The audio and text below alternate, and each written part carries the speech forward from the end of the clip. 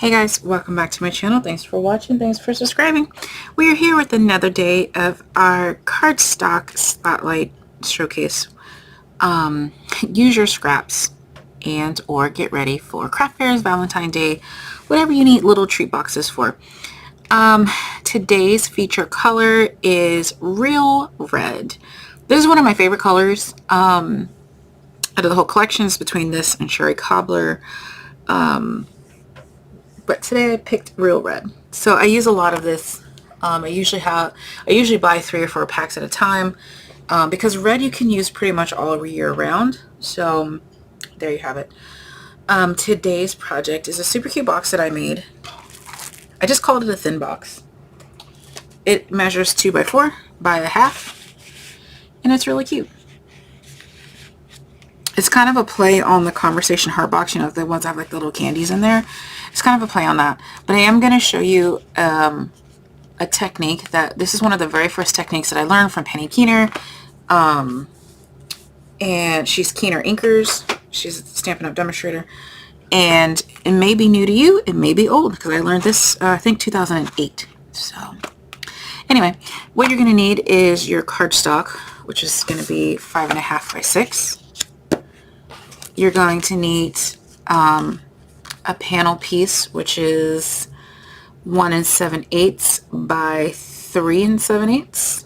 You're going to need a die, whatever die you want, you know, to match your theme. You're going to need packing tape, shipping tape, whatever you want to call it. And you're going to need your ribbon or whatever you're decorating with. Okay, so let's go ahead and work on the box. Now, there's 2 ways. When you go to cut this heart, you can either run it through the mini emboss and you get this really cute embossed heart on the back, or if you run it through the regular size embossing cut and emboss machine, you won't get the heart. But I thought the heart was cute because then I didn't have to put more paper on the back, and it doesn't look naked because it has that indented heart. So it's up to you. Right, scoreboard. 5.5 by 6. On the 6-inch side, we are going to score at 1/2 inch and 1. Rotate it, do 1/2 inch and 1. 1/2 inch and 1. I'm trying to be a rotator like some of y'all are rotators. Usually I just do all 4 lines at once, but today I'm a rotator. So 1/2 inch, 1 on both sides. Okay, now we're going to rotate it to the short side. So put the 5.5 inch side at the top, and you're going to score it at 1/2 inch, 2.5, 3, and 5. So 1/2 inch, 2.5, 3, and 5. Easy measurements today. Okay, so hold your paper like this. What we're going to do is cut off both of these rectangles and both of these squares. Okay, so you're just going to take your scissors. I want better scissors than that. And we're just going to cut up and off. Okay, we're going to do the same thing to the top here. Just my normal cutting. And okay, reset it to where the tab is on the right. We're going to miter that tab on both sides, like so. Now we're going to come down here to these score marks, and we're going to just cut all the way up on both verticals, like so. And we're going to cut off 1 square on both of them, and we're going to miter. Yes, I did it pretty fast because if you follow me, you've seen me do this a million times. I didn't cut very straight on that line, so I just made sure it was straight. And we're going to do the exact same on the other side. And you're going to need your corner rounder, which is optional. But to me, it just makes it look a little bit more finished. And here we go.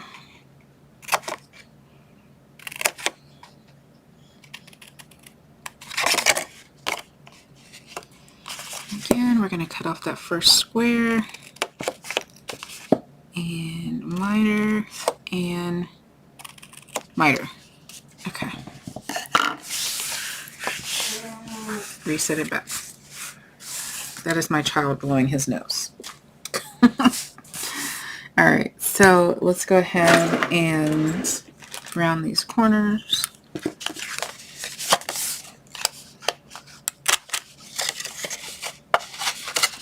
And then we're going to varnish.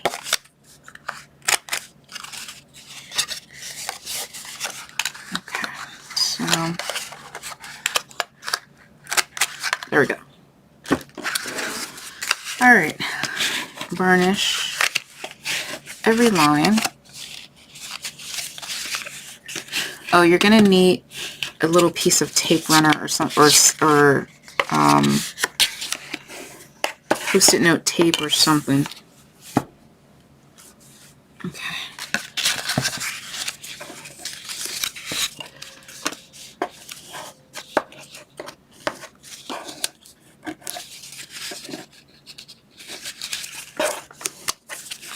Okay, hopefully you are not an eager beaver, because if you already sealed your box, then you're going to be mad.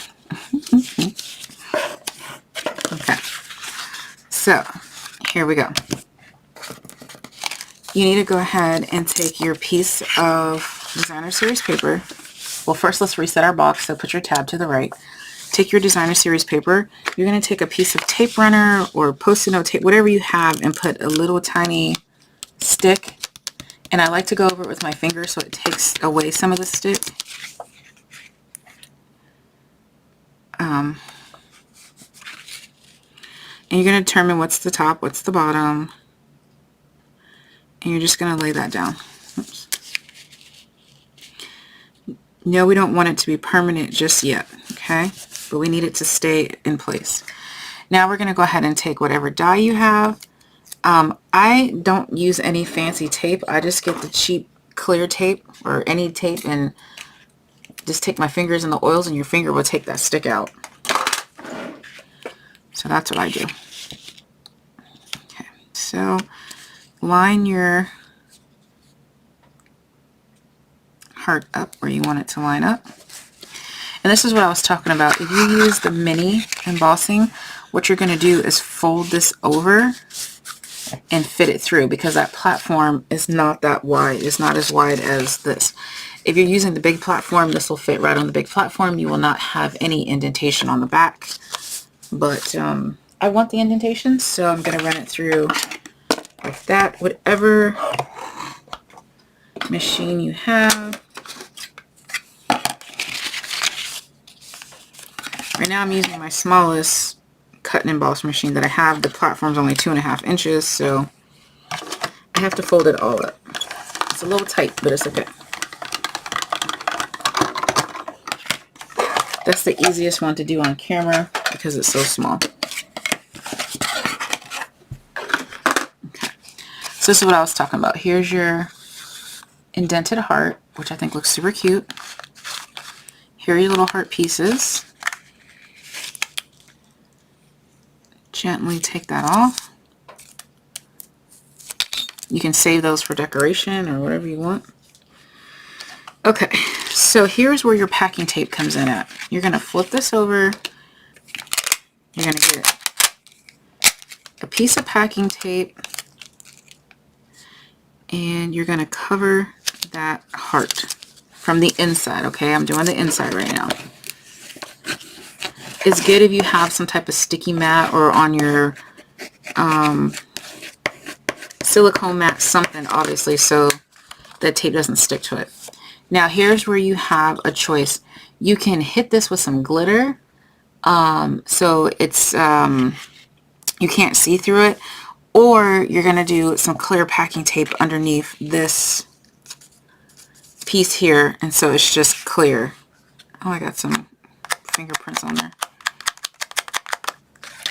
So it's really up to you. I don't have any glitter I feel like getting out that's not going to get everywhere. Let me see what I have. You could probably put some sequins down too if you wanted to. Let's see what I got in the sequin stash.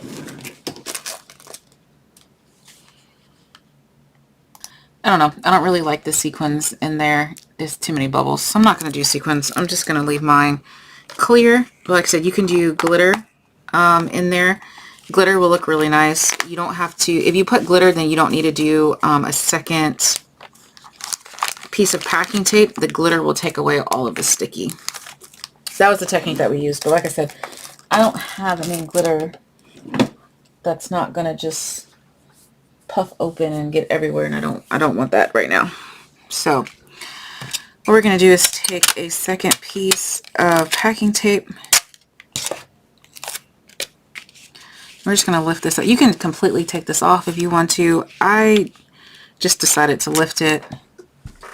I'm going to cut mine down just a little bit. It does have a lot of fingerprints because I'm not being very careful with it, but that's okay.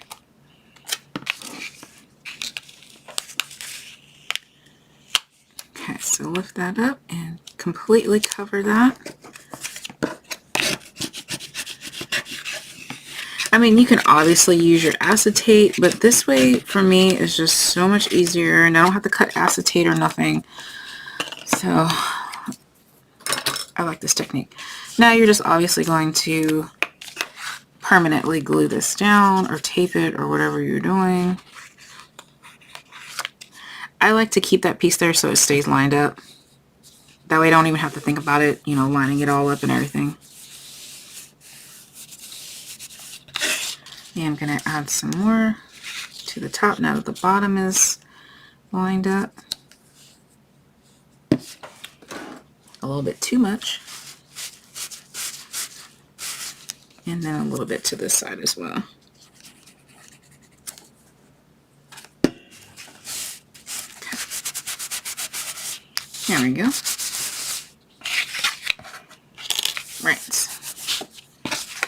Now we're going to go ahead and make sure our box lines up. And I think I need to cut off just that tiny little sliver on the end, just so it just closes a little bit easier.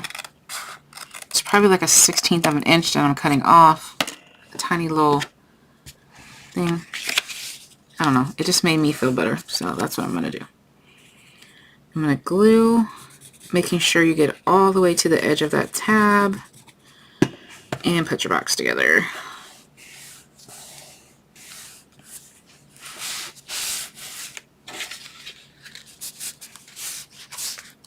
See, there's our little heart. Okay. So now I'm going to close up the bottom, and I'm going to add our snack. It's a little cloudy because, like I said, I wasn't being careful and it had my fingerprints, and then it's fine. I have these little coffee candies from Dollar Tree.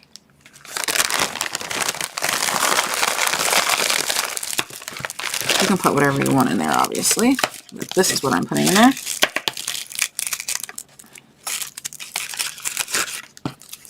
Just however many will fit. And again, if you charge, you know, $1, you already recuperated almost all of the cost of your candy, because it's $1.25, right? And if you're in a tax state plus tax. So, you sell 2 of them, you bought your bag of candy, right? Okay, so I'm going to go ahead and put this in there. And there you go. So anything would be really cute to peek out of there. If you have, I don't know, a candy bar. This might be too short.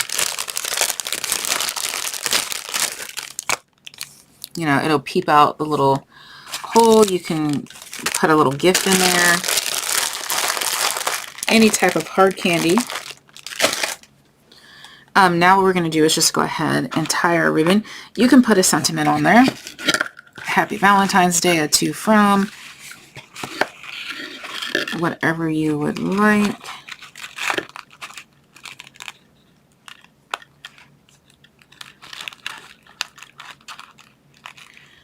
I'm just going to tie like a knot, but that was too loose. There we go. And then kind of try to make it even.